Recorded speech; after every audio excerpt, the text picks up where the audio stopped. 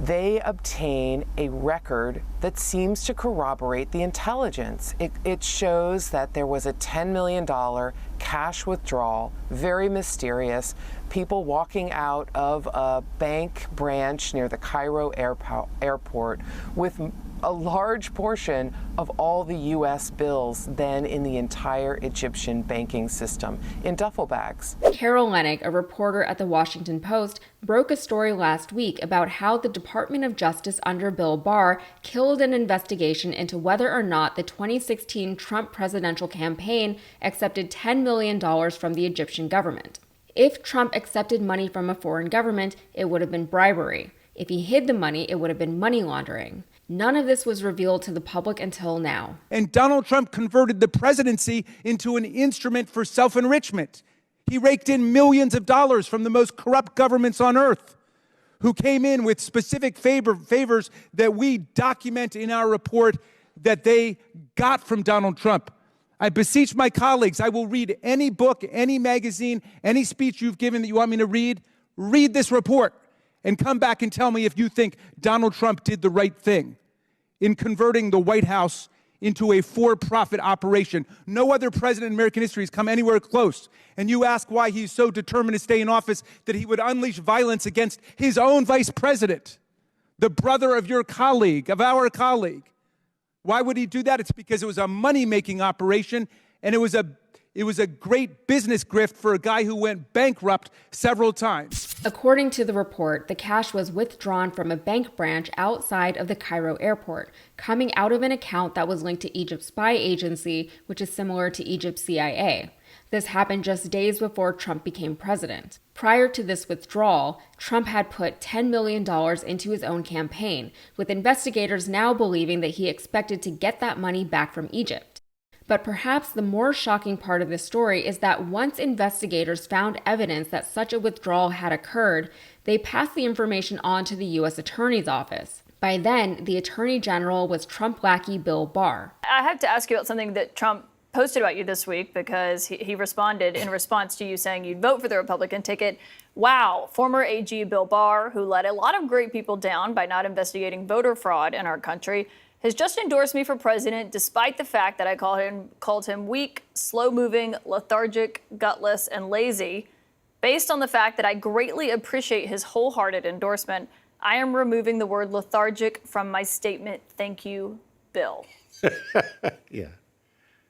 It's classic Trump. It's a great honor to be with President el-Sisi, who's a friend of mine for now a long time, it seems, right? From even before the campaign. We met during the campaign, a little before the campaign, and so we got along right away. I didn't actually ask for an endorsement, but I think if I would have asked, I might have gotten it. U.S. Attorney Jessie Liu received the report from investigators and decided to run it by Barr.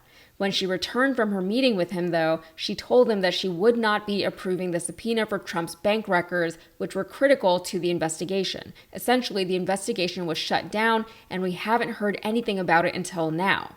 Further evidence that something shady went on is that at the 2016 UN General Assembly, which took place in September of that year, so about a month and a half before Election Day, Trump met with Egyptian President Abdel Fattah el-Sisi in secret, just the two of them and an interpreter. Perhaps that sounds familiar.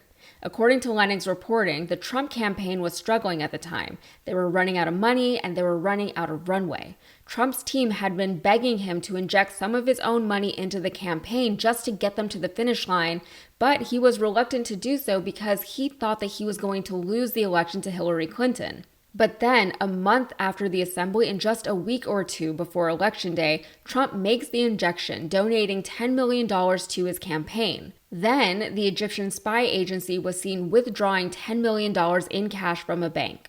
So why would the Egyptian government want to help Trump get elected? It's a quid pro quo, it always is. El-Sisi, for one, was not a democratically elected president. There was a democratically elected president of Egypt, but Sisi threw him over in a military coup.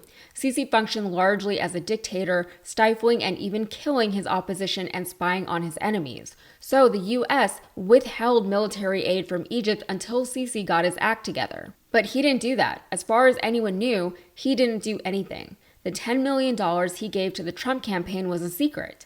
And yet, without having obviously changed his ways or his policies, Trump changed the U.S. policy toward Egypt once Trump was in office. He released $195 million to Egypt in military aid that had been previously withheld by the U.S. government, and he later gave them an additional $1.2 billion.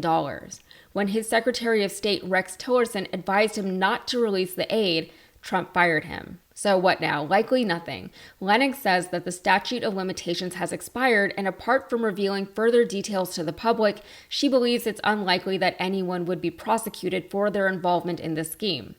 However, the Democratic Senator Bob Menendez of New Jersey was recently convicted of bribery, and that's all related. He was the chair of the Senate Foreign Relations Committee, and he was found to have received money from the Egyptian government in exchange for pushing the agenda of the Sisi regime.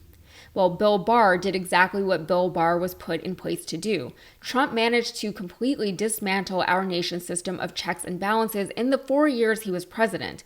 And the result is that it's 2024, he's running for president in his third consecutive election, and for all of the trauma he put our country through, he's gotten away with so much. And this story is twofold. Not only did Trump potentially receive and hide money from a foreign government in exchange for military aid and more, but the U.S. Attorney General allegedly killed the investigation from even happening in the first place based on a lack of evidence, even though he was given the evidence. The result was that our government sent military aid to a dictator whose government regularly committed human rights abuses, but even before that, the result was that Trump won the presidency, which he may not have done had he not been promised that $10 million from Egypt. If anything, at the absolute least, perhaps the right people will keep an appropriate eye on Trump's money in the days leading up to this coming election.